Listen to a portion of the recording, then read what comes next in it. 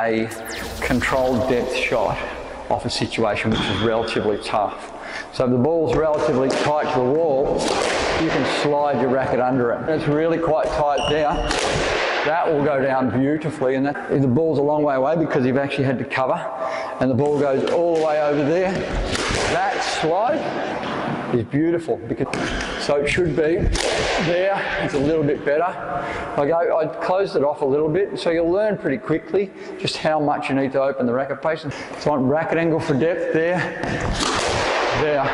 and that's pretty cool. That's within one floorboard. There, look at that. That's one that's on the wall, so front leg worked really well.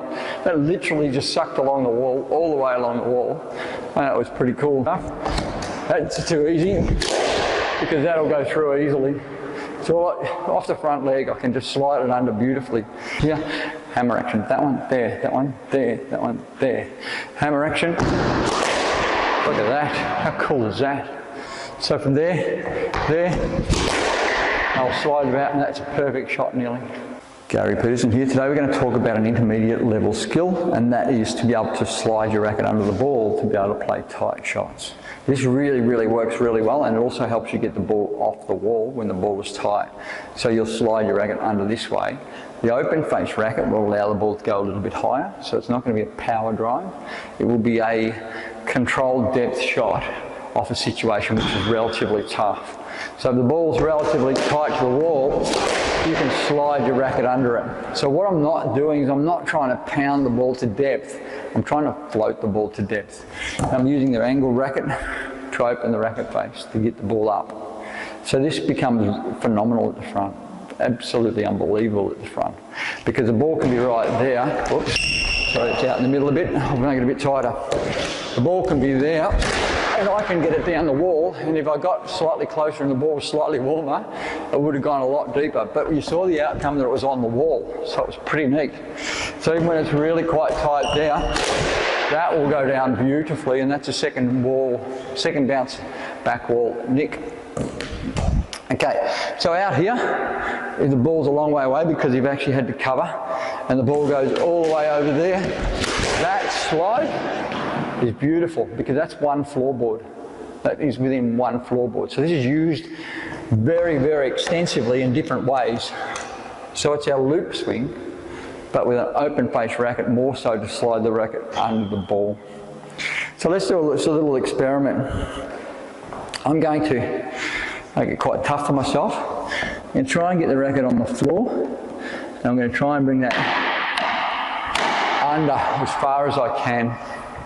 So I'm just going to try and flatten my racket almost off a really low shot, and I didn't quite get to it. I'm doing a lot of work here, and I should have warmed up more, but never mind. And the ball's cold, so you'll see the outcome there, and I'll just run it under, and off it'll go. So you can actually put the ball on the wall. I was hoping I could get one, but when the ball's warm, should have warmed it up a little bit more before I started. But when the ball's warm, you can pick it up there, and it'll just go and suck along the wall really well. So it should be there. It's a little bit better. I closed it off a little bit, so you'll learn pretty quickly just how much you need to open the racket face and how much you need to flatten the racket face as to work your outcomes. So a great place to practice from is here. I'll throw the ball over there and slide. So what I'm trying to do is not use brute force. I'm trying to use racket angle to get depth. So on racket angle for depth there, and that's pretty cool. That's within one floorboard once again, and it's just rolling out now. Okay, so there. So all the way from back here, you can set it right over there and just slide under. You'll find it works really quite well. It's really good for backhand as well, because that is natural to do that. So you can sing that through really easily to get under the ball. I'll move the camera in a second, we'll go over there. But that one up there, it's fun just to slide it down the wall. See how it didn't bite? What happens is it tends to slide along from that cut, that one there, so it's on the wall, there, that cut there. And you can learn that by just serving down the wall, flat racket, there. You see what it does? Whoops, hit the sideball first, hit the front wall first, get near the corner, and it's pretty good. I'd suggest that you don't do everything back here. Keep everything in front. So even if you do this for a tick, just go round and round and round and round and round, and then you go round. Look at that, on the wall. It's just sucked on the wall. So it gets really, really, really neat. It's really, really good. So once again, I go back foot here because my arm's on this side of my body. And I know you can go that foot, and it's not bad. And I used to bruise my hand from smashing it on the floor, going with virtually 3-point location. So I'd go from there, there, there, and you'd be hitting the ball like that, which is not advisable. But I used to get in trouble a lot when I played good guys, and that's just what happened.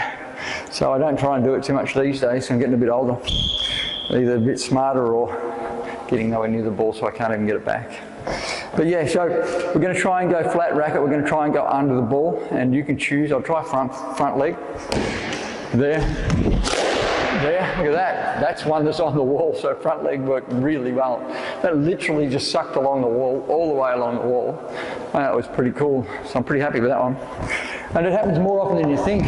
So it's not like it's a non-repeatable thing. I'll put it short, that's tough, and that goes through. So front leg's really good for it because I'm getting beside the ball and I can get that arc of swing in. The other one, because I just like to train that way. I made it too difficult for myself. So both those shots have been pretty good. That's too easy. I'll make it really short. That's too tough. Here we go. Too easy, too tough. That's too easy because that'll go through easily. So off the front leg, I can just slide it under beautifully. Easy. So it's not a problem at all. So you can just do this and just zip it through. Pick the ball up there, play a little drop shot there. Get down, that's like a tighter drive, a lower, harder power drive, because I had body on the ball. If you don't have body on the ball, you'll go up. So I'll just flick that up there, and that's a good shot. That's like on the wall again, and I was in serious trouble. You can tell by the way I ran over that way, because I had to use everything with my body. There, zip it under when you're in trouble. So when I'm in trouble, I'm starting to puff heavy now. It's a bit of work. There it is there.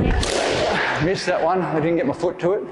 So there are rules, things you have to do to be able to be good at it. That's tough and that's easy. It becomes really simple. I'm not trying to get depth with power. I'm just using the racket face to go and get depth. So it works really well. There you go. Open the racket face, slide your racket under the ball. Great way to go.